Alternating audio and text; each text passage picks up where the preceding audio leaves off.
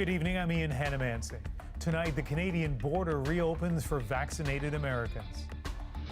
The relief, the rules, and when Canadians might be able to go the other way. Thousands forced from their homes as wildfires tear across the BC interior. And it's not only people fleeing the flames. We've got sheep, goats, llamas, horses, tons of fowl, pigs, you name it, and they all need to be relocated. Farewell, Tokyo. I got to walk in and lead Team Canada with the flag, and I couldn't ask for a better honor. We are Olympic champions. It's a moment I never thought I'd experience. From the pool to the track to the pitch, the most memorable moments from the last 2 weeks, and what Tokyo tells us about Beijing in just a few months. And a hero story. I said, hold on, I'm like, don't let go, don't let go. The man who saved an entire family from drowning. This is The National. On this Sunday night, after more than a year of frustration and forced separations, Canada is lifting many border restrictions for entry from the U.S. At midnight, fully vaccinated U.S. citizens can come for holidays or family visits. No hotel quarantine required. They will need a negative COVID test result and could be randomly selected for another test. And they'll have to submit information using the Arrive Can app. Susanna De Silva met some of the people kept apart by the pandemic. Ready? Go ahead. Michelle Heitch wasn't a camper before the pandemic. Many weekends. I can't even count how many weekends. My husband had to have the biggest tent. But it became the only way to spend time with her American husband. This park is on the U.S. side, and Canadians have been allowed to walk over. It's been really hard, just stressful, not being able to be together. This park has really been a godsend for us. It's very frustrating. I hope this pandemic gets over soon, and I hope people get vaccinated, and that way we can get back to a normal routine. But as of 12:01 a.m. Eastern Time Monday, fully vaccinated Americans like him will be able to drive into Canada. Welcome news for everyone in tents here and for businesses in places like Niagara Falls. Without the tourism, we've been dying a slow death here, to be honest. This cafe has been closed for 9 months. It feels like somebody is breathing new life into this business, and we are so excited to welcome them back. Though there are some questions about how smoothly the welcome will go, including the use of the Arrive Can app, proof of vaccinations, and negative tests. Normally right now it's around 32, 33 seconds to cross. It's going to be upwards of 5 minutes and random testing on top of that. So a lot of uncertainty. For now, the U.S. hasn't reciprocated. That's a welcome advantage for Canada's tourism industry, which has lost 500,000 jobs. Hopefully continue to encourage Canadians to explore their own great country. I know so many people that, have been to parts of the country that they've never been to before. Reunited. As for Heitch, she's in the process of moving to the U.S., but the reopening is a good step. I hope it's our last weekend, but I don't know. With him, he might want to come up here just for old time's sake. And Susanna, you're at the Peace Arch border crossing just south of Vancouver. Any indication as to when the U.S. will let travelers start going the other way into their country? Well, that is the question right now. Yeah, I'm here at the border. It's the middle of the summer. This should be packed. You should hear people, but if you listen, it's silence. There is not a car to be seen at this point, and so it is not clear. The U.S. hasn't given a clear indication on when exactly that is going to change. Now, as far as Canada, though, they are continuing to slowly reopen those borders. They will be allowing vaccinated international travelers to also come into this country beginning in September. Ian? All right, Susanna De Silva, the Canada-U.S. border. Thanks. In the United States today, concerns about a potential super spreader event. As many as 700,000 motorcyclists are expected at this 10-day rally. Last year, hundreds of COVID cases were traced to this same event. This time, some told reporters that they had been vaccinated. Others said they hadn't. But as Judy Trin shows us, there are some signs reluctance to get the shot may be starting to fade. So sorry that I made the mistake to be negligent and not get vaccinated. After his lung collapsed, Travis Campbell found out he had the Delta variant. So I was unprotected. In a Facebook video, the Virginia man said he thought he was immune after having a mild case of COVID last year. That reluctance, combined with a dangerous variant, which makes up more than 90% of cases here, has driven COVID-19 numbers above 100,000 new infections a day, the highest it's been since February. The vaccine still protects extremely well against severe disease leading to hospitalization and deaths. But as cases have gone up, vaccinations too have ticked upwards slightly. In the past month, vaccinations more than doubled in the states with the most infections. Welcome. Some anti-vaccine proponents are changing their message after getting sick. This radio host died of COVID. His friend posted online, "He's the reason I took the shot. He said, I wish I had gotten it." It's time for people to see vaccination as literally necessary to living a good and full and healthy life. Next week, New York City will adopt a vaccine passport to incentivize uptake, while other cities are considering it. You have a vaccine card? In the D.C. area, this restaurant owner started asking diners for proof of vaccination. Coming in. On his own. They told me I'm a racist. I'm a Hitler. I tried to do something, separate the community. Excuse me? This is something to protect you and protect everybody else who want to get back to normal business. And you tell me this? Okay, you have no conscience. Got up this morning. Meanwhile, after 3 weeks in the hospital, Campbell's condition is improving. Got a little bit more strength. He's also relieved that his wife and children who were eligible got vaccinated. Judy Trin, CBC News, Washington. Across BC, thousands of people are out of their homes right now, and even more are ready to leave at a moment's notice as hundreds of wildfires continue to burn. Half of them are out of control, and around 30 are considered fires of note. So that means they could be particularly threatening to communities and lives. And as firefighters battle, everyone is keeping an eye on the forecast because weather could mean the difference between disaster and relief. Katie Nicholson is in Vernon tonight, where the White Rock Lake fire is burning nearby. And Katie, word tonight of new precautions being put in place.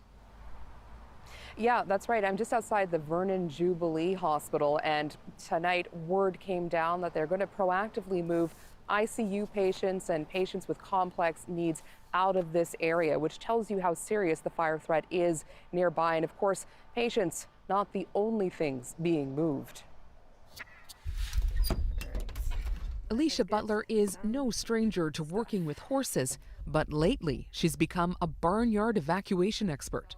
We've got sheep, goats, llamas, horses, tons of fowl, pigs, you name it, and they all need to be relocated. I don't know whose goats these are.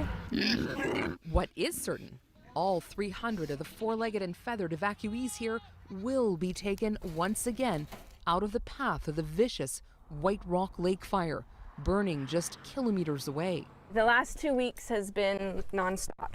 I think we worked till 11 o'clock at night, at least last night, and then 6:30 this morning, so it's been busy.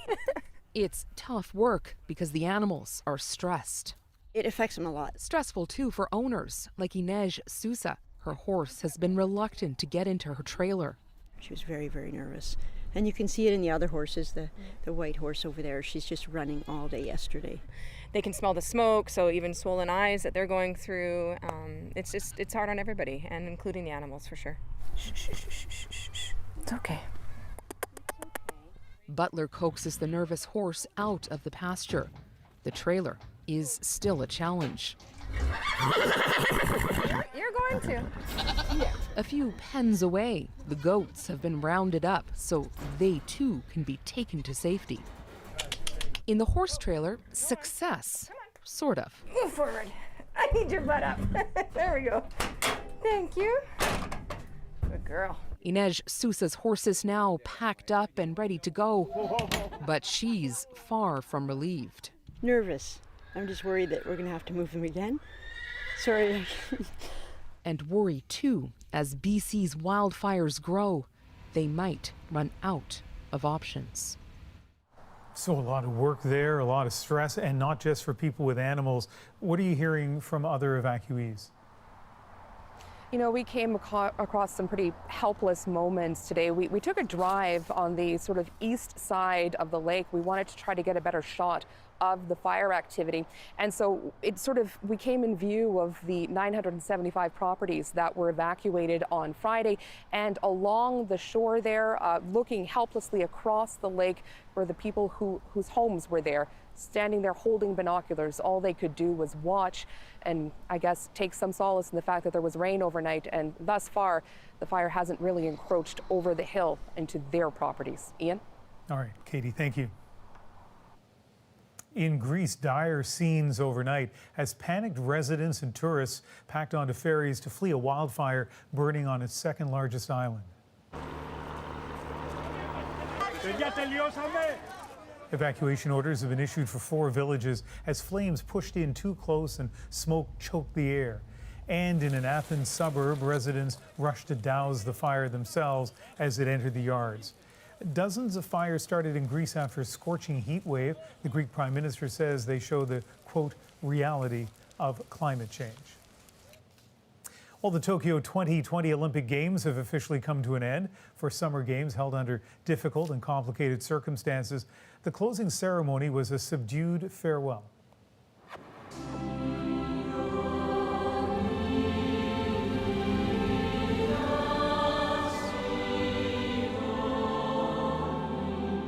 When you think about the Olympics, it's all these experiences. You know, I got to stand on the podium, I got to walk in and lead Team Canada with the flag, and it's just, I couldn't ask for a better honor.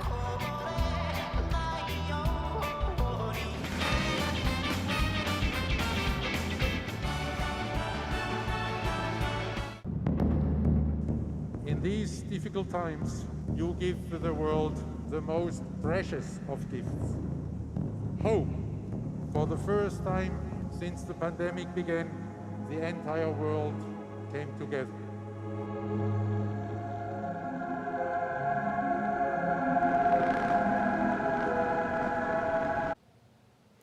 And before it was all over, Canada added one more to what was already one of this country's best medal results. Mitchell, hold on, she does! It's a gold for Kelsey Mitchell of Canada! In the final hours of competition, track cyclist Kelsey Mitchell winning gold in decisive fashion in the women's sprint. So she took her place on the podium alongside many other Canadian athletes during these games. Canada will bring home 24 medals in total, 7 of them gold. That is the most medals in any Summer Olympics aside from the boycotted 1984 Games. While Team Canada's success was clear-cut, the Tokyo Games overall remains an open question.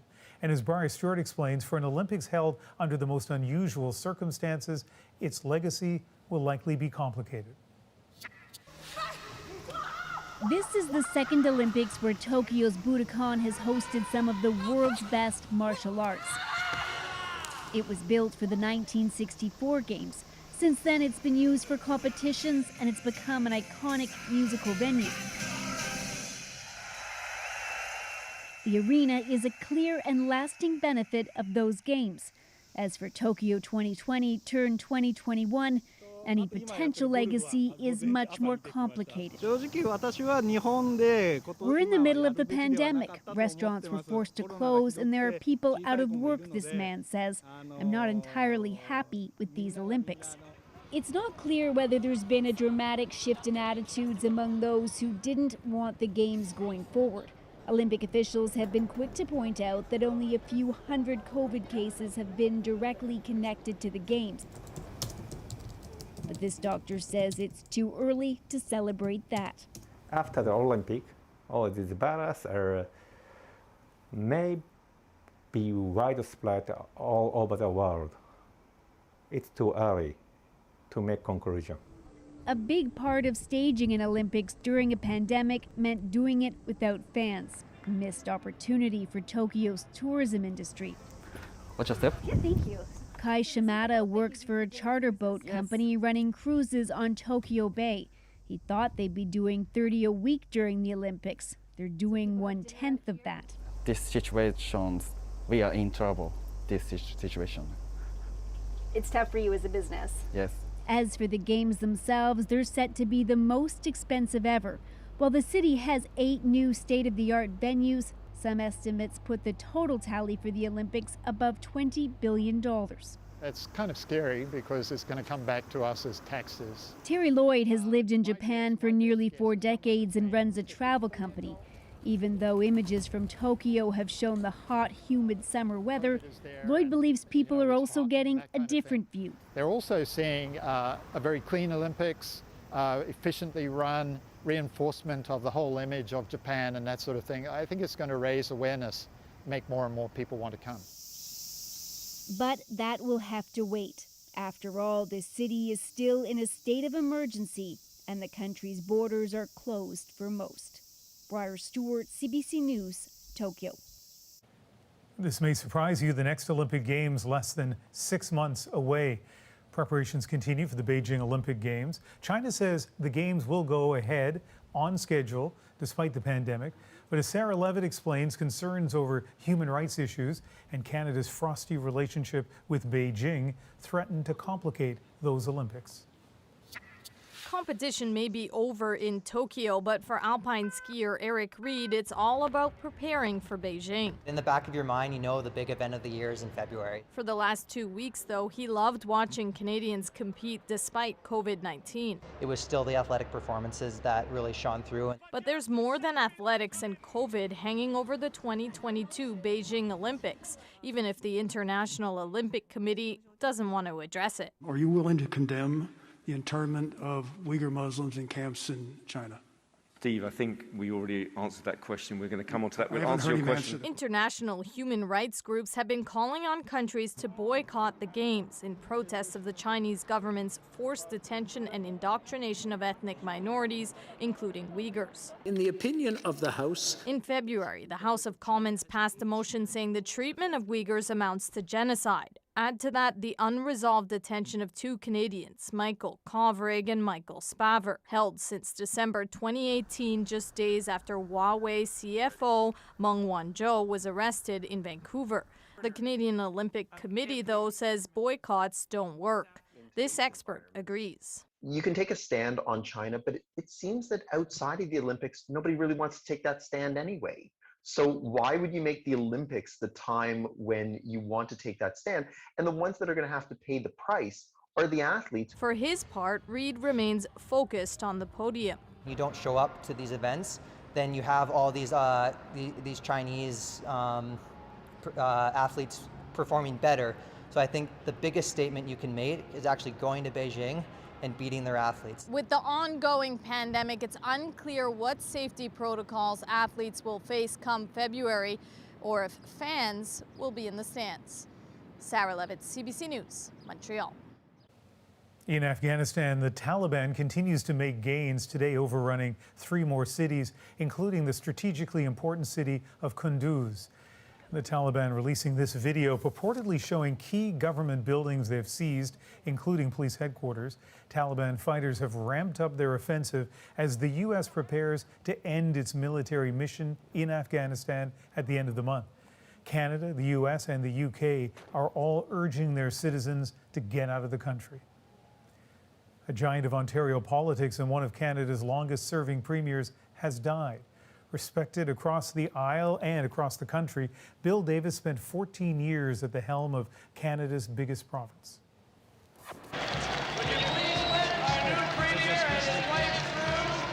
First elected in 1971, Bill Davis was a pro-business Tory who also promoted community, as when he stopped a major Toronto highway project that would have cut the downtown in half. Save our cities for people rather than sell out to the automobile.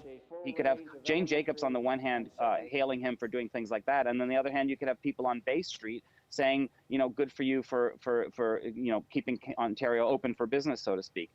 His influence reached beyond Queen's Park. His close work with Prime Minister Pierre Trudeau was instrumental in patriating the Constitution in 1982 and leading to the Charter of Rights and Freedoms. And few had a better rapport with Davis than former NDP Premier Bob Rae. When I became Premier, he was extremely kind, made a point of saying, look, you know, we're in different parties. You're going to have a tough time. The two bonded over their public service and shared a love of humor. Well, he was very funny. It was like watching Johnny Carson. do a number, and he was brilliant. Davis could still bring the House down well into his golden years. Here he is campaigning for Christine Elliott's leadership bid back in 2014. I was delighted to hear somebody who I think will be involved in leadership himself when he gets a little bit older. How old are you? Bill Davis was 92. Ontario is taking its vaccination effort on the road to reach those who haven't yet rolled up their sleeves. I think I might be one of the first people in my family to get vaccinated. Coming up, the effort to change minds and conversations Canadians are having about the shots. Plus, Julia Grosso from Vancouver to win it for Canada! revisiting the game's most magical moments. And two of Canada's soccer superstars reflect on their historic win and what comes next. We need to continue to push to have a professional league in Canada. Then an unbelievable rescue at an Ontario beach. There was a whole family, I think there was about 4 or 5 people in the water, all simultaneously going under. How one man managed to save every one of them. We're back after the break.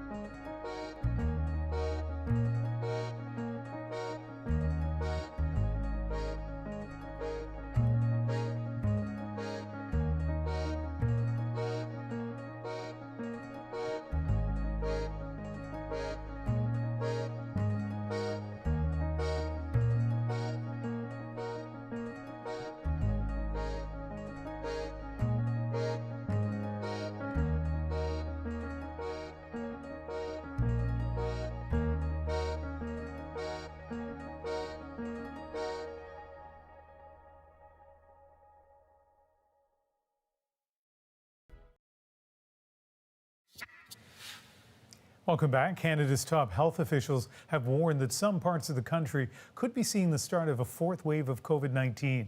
Today, Ontario reported 423 new cases. That is the highest one-day jump since June. Now, most provinces aren't giving updates today, but the general trend has been clear for weeks as the 7-day average of new cases moves upward. It's important to book your appointment today or go to one of our drop-in clinics and get vaccinated. More important than ever.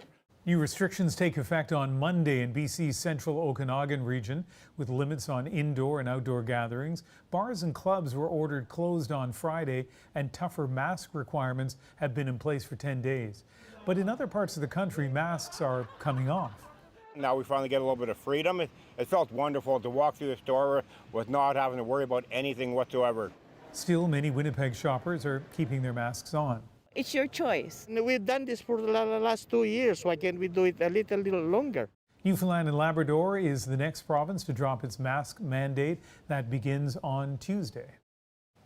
We are constantly being told that vaccination is the key to minimizing a fourth wave, but that message has yet to convince nearly 1/5 of eligible Canadians.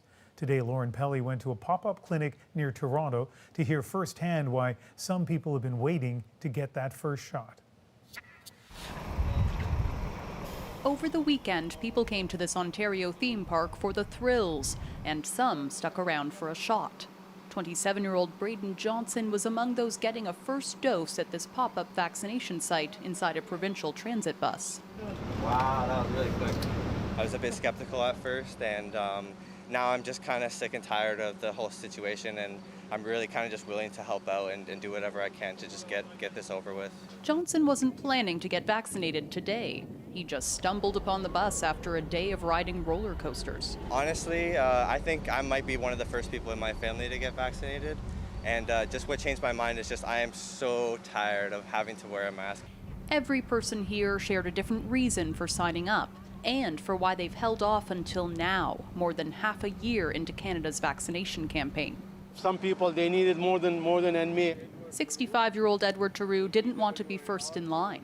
I'm a healthy person, you know. I feel good and I feel strong. I let other people to take that vaccine if necessary. Meanwhile, 10th grader Pierce Samuels got his second dose just to please his mom.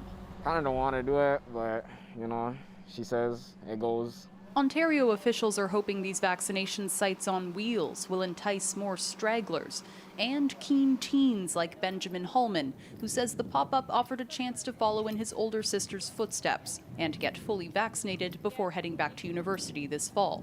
I definitely think it's very important for as many people to get both shots, just to protect ourselves as well as protecting each other. It's just very important to me, and I think it should be important to everyone. Even if getting vaccinated isn't everyone's priority, convenience alone might change more minds in the months ahead. Lauren Pelly, CBC News, Vaughan, Ontario. Next on The National, the gold medal soccer game was the most watched Olympic event here in Canada, and for good reason. A moment worth cheering for. Coming up, I speak with Stephanie Labbé and Captain Christine Sinclair about their historic win. But first, here they come. There's the touch. Gold for Canada. Adrian wraps up our Tokyo 2020 coverage with the standout moments of the Games.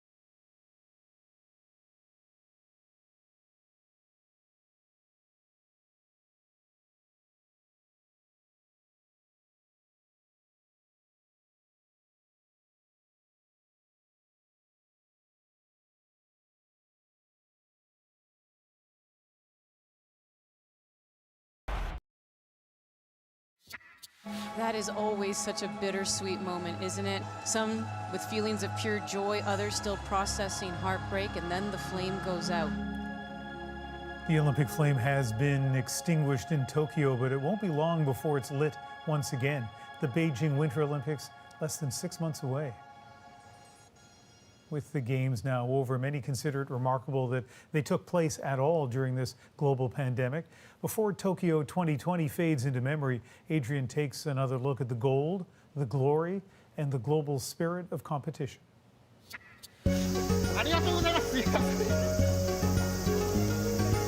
Let it be known that the people of Japan may have been excluded from taking in the Games in person, but they still showed up, savoring any view they could get, even if it meant pushing cameras through fences, the Olympic Stadium beyond reach. But not the Olympic magic. She's done it. Hours after the opening ceremony, a brother and sister won gold in judo. Gold, double gold medal for the siblings. athletes. That is an Olympic first. The tone for the home team set. That's big. With that, has cemented his place in the gold medal position. 2-1, and the hands flared up, and a good grab, and that has done it. Japan has won the gold medal. Who's gonna get gold? Is it Ohashi? It is! Flips to the shortstop, Sakamoto, and Japan has won their gold medal. Japan has never had summer success like this.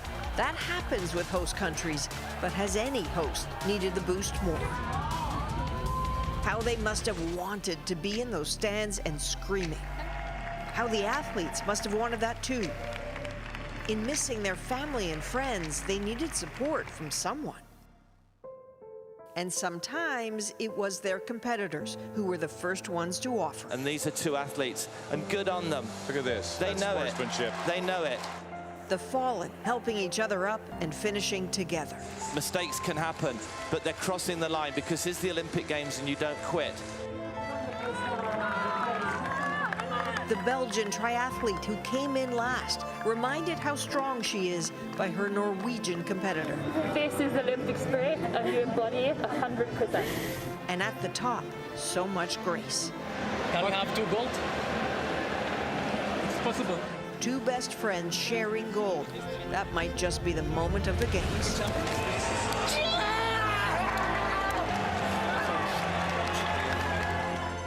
Or was it the grit of Sifan Hassan of the Netherlands falling in a heat? Hassan is down and gets back up. And then just getting up and still crossing the line first. Here they come! There's the touch! Gold for Canada! Maggie McNeil! Do not make Canadians pick just one moment. I don't think it'll process for a little while. The grass at the line! The medals too hard fought for. He's got the gold medal! Now it's finally a dream come true.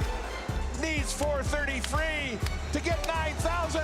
Too long coming. Damian Warner has won the Olympic gold medal in the decathlon. I couldn't ask for anything more. This year has been really special to me. Julia Grosso from Vancouver. And way too emotional to just choose one. To win it for Canada! Canada came! Canada conquered! Canada gold! The Olympics are always ultimately for the athletes first. And as strained and odd as Tokyo 2020 sometimes felt, judging by those faces, it was glorious.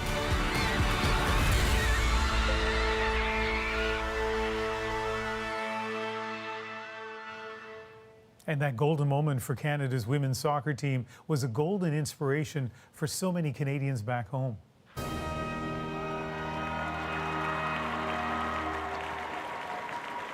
And much of that due to 2 incredible players, veteran team captain Christine Sinclair and goalkeeper Stephanie Labbe.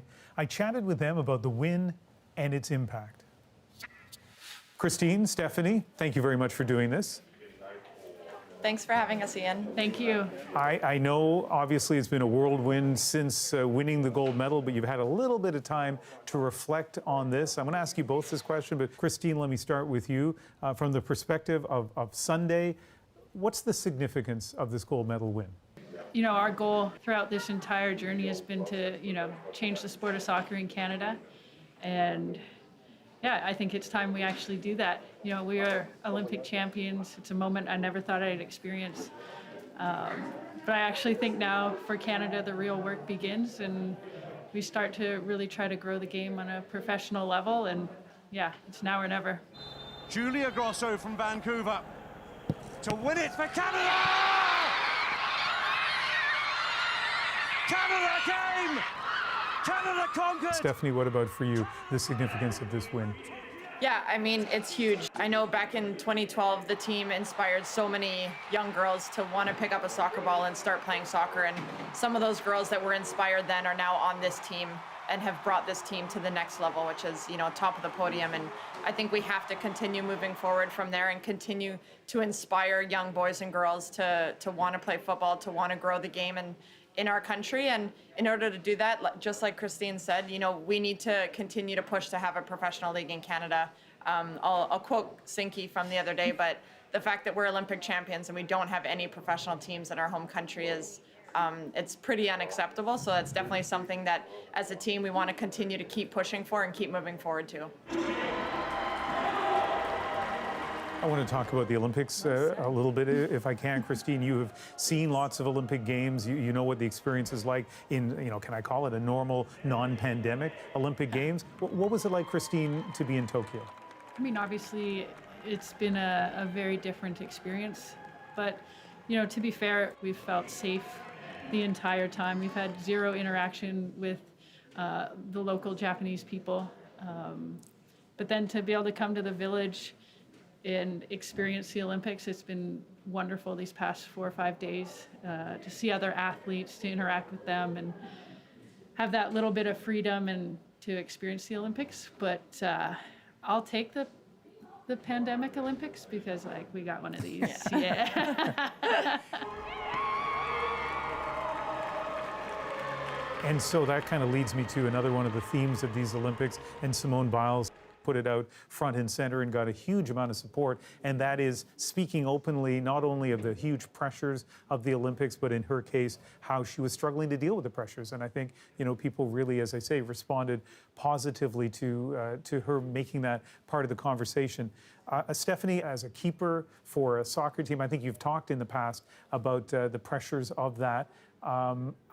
How did you deal with that? How difficult was that? And add to that the expectations of changing the color of the medal. Yeah, I think, everything aside, the pandemic, first and foremost, I think had an effect on all of us in different ways.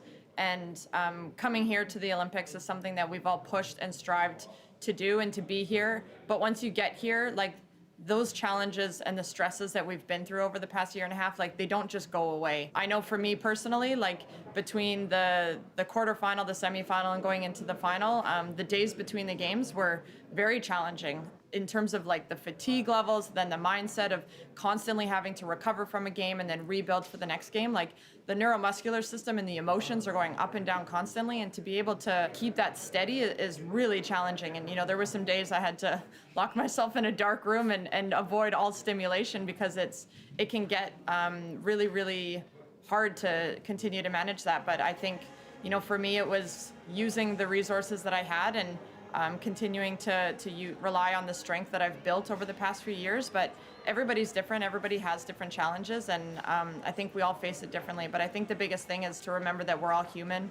We all have different journeys, and we all have different experiences. And just because you're at the Olympics, it doesn't mean the struggles and the challenges go away. I really appreciate the honesty of that answer, and I think that will be maybe one of the legacies of these games, led by Simone Biles, that people will talk more candidly about those kinds of issues, because they certainly obviously affect us all and certainly affect elite athletes like the two of you. Christine, let me finish with this. I find it so interesting and not surprising that when I asked you what this gold medal means, you talked about the state of women's soccer in Canada. And in most of your answers from both of you, you talk about your team. It is a team sport. But at the same time, you know, both of you are stars. Christine, much has been said about your lifetime of stardom for the Canadian team.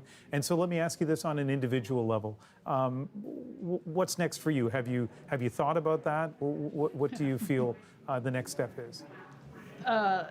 Getting to the closing ceremonies. Honestly, coming into these Olympic Games, obviously I've been asked a lot about my future in the sport, and I decided coming here that I wasn't going to make a decision about my future out of joy if things ended well, or sadness if they didn't. I've never made decisions in my career based on emotions, so I'm gonna go home, spend some time with my family, and reevaluate things. But yeah, the gold medal, I'm not gonna lie, this one means a lot. As an individual, as a team, we have fought through so much. There's been years where we've been like, is it worth it? Because it was just a constant battle and a constant struggle. And then, yeah, to finally stand on top of a podium, hear your national anthem, whatever I decide to do in the future, yeah, I don't know if anything can top what we've experienced these past couple weeks.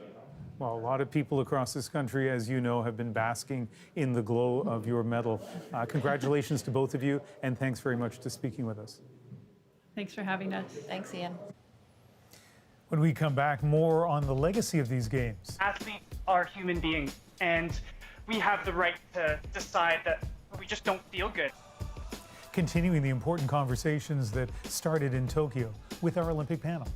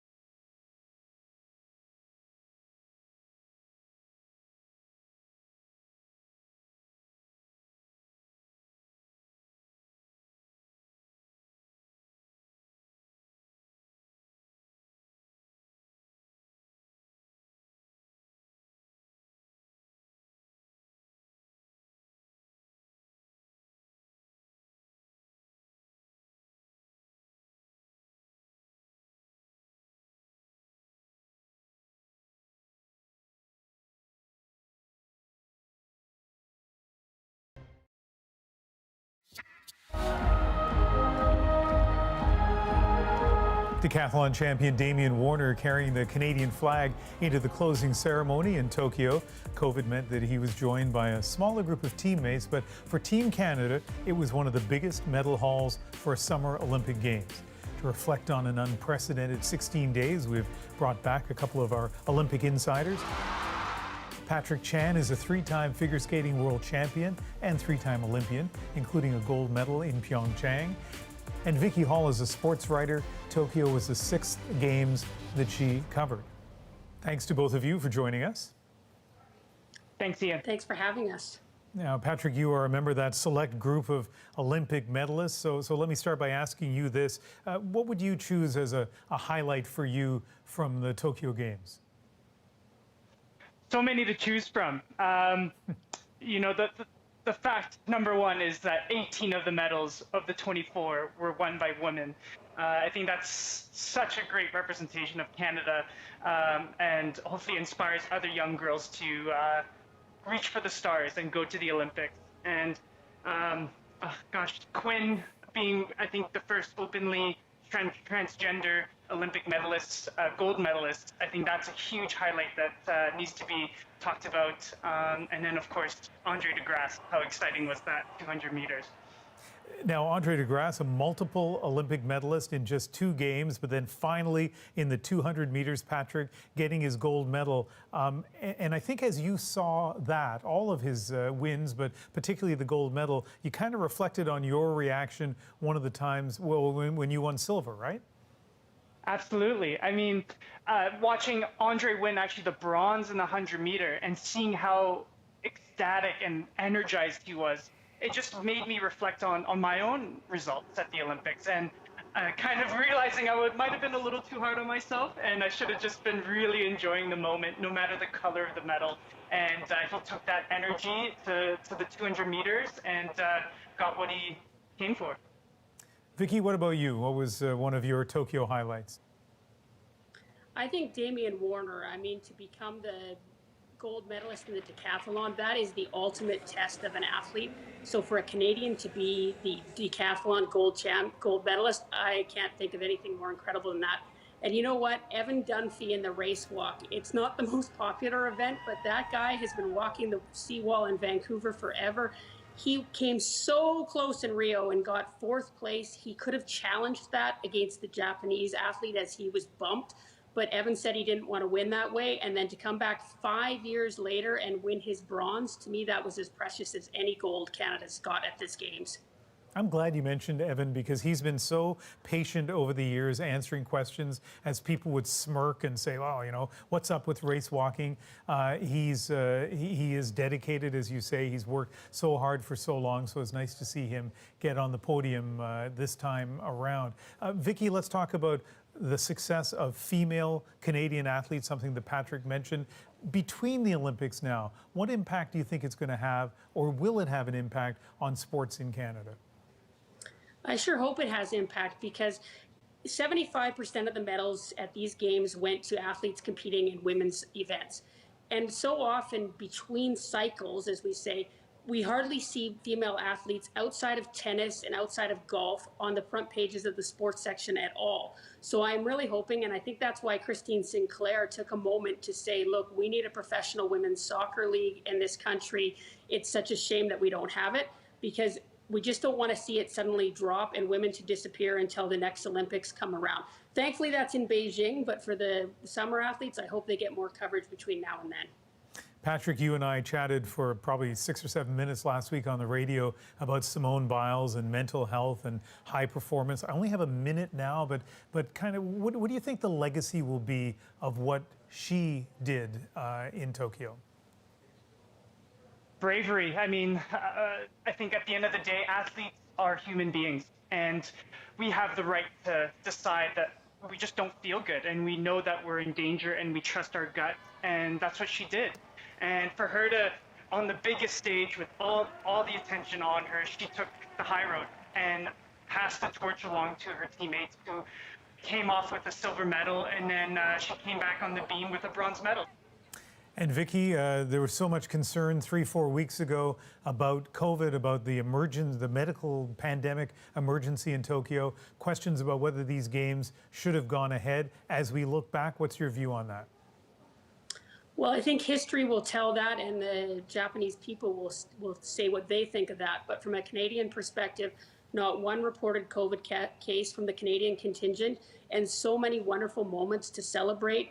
It's been a tough 16 months. And so to see all this glory from athletes who could barely train, who were training in their backyards, in their basements, in cold hockey arenas, for Canada, I think it's nothing but a success. And what about the lessons in terms of COVID for Beijing, Vicky? I think to all the winter athletes who are at home now, they know that they are training for something real. It's been so uncertain. They didn't know if they even had a chance of actually competing. But it's real. They are ready, and they will be there in Beijing. And I'm sure, once again, the winter athletes always do amazing things and get lots of medals. So game on, winter athletes right now. Well, one of those winter athletes who did amazing things was Patrick Chan. Patrick, Vicky, thank you very much. Thanks, Ian. You. Up next, a beach vacation turns into a rescue mission. This looks like a very hopeless situation. I almost felt like I had to choose who I was going to save. How one man managed to save a family of 4. Our incredible moment is next.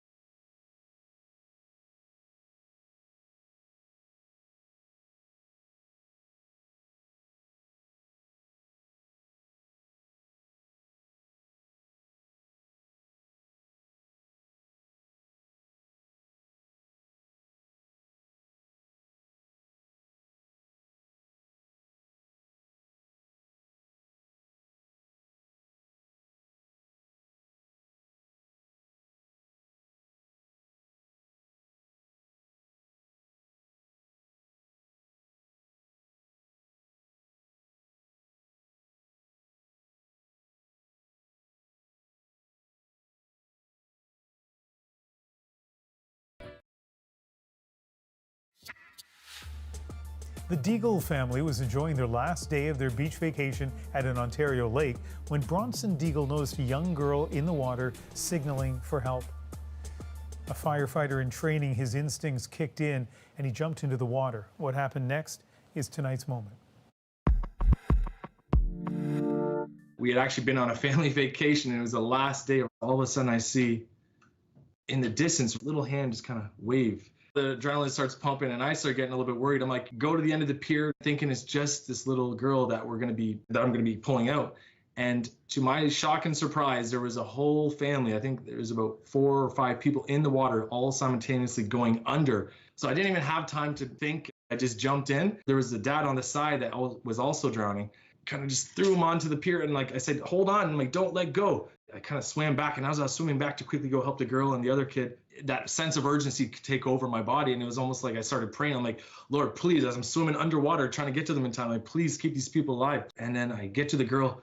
Thank God she had her arm outstretched because I was looking and she kind of gave me her hand. I grabbed it, pulled her up, and I felt for the mom in the water. I was able to get her under the arm and pulled them up, got them both above the water. So thank God the water was only about 8.5, 9 feet almost. And I was able to stretch my arms out as high as I could, walk on my tippy toes on the lake bed. We were all kind of stuck in shock and disbelief, like, did that just happen? So thank God for all the family that made it over. The Sea-Doo guy, there's apparently a guy on a surfboard that was able to help pull the kid up. God's timing for sure. What an incredible story, and you should know, he didn't call us. We reached out to him. Our producer, Meg, really wanted to get that story on our show today after we spotted it on our website, and I'm glad that he was willing to speak to us again. Also, he mentions not just the person on the surfboard, but there was somebody on the jet ski, he doesn't know who it was, who also came in and was instrumental in rescuing the rest of the family besides the 2 people he walked to safety. What a story. That is the National for August the 8th. Good night.